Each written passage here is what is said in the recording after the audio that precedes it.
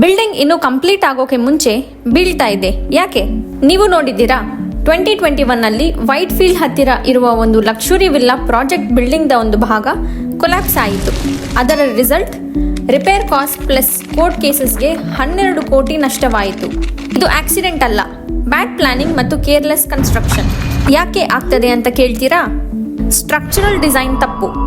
Engineer ನಲ್ಲಿ invest ಮಾಡೋಕೆ ಬೇಡ ಅಂತ ಚೀಪ್ ಆಪ್ಷನ್ ಚೂಸ್ ಮಾಡ್ತಾರೆ.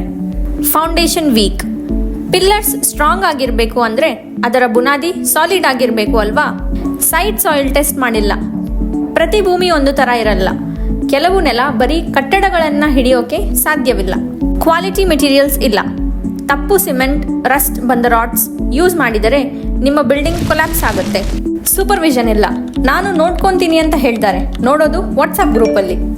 ಇದರ ಪರಿಣಾಮ ಪ್ರಾಜೆಕ್ಟ್ ಮುಗಿಯೋಕೆ ಮುಂಚೆ ಬಿಲ್ಡಿಂಗ್ ಕೊಲ್ಯಾಪ್ಸ್.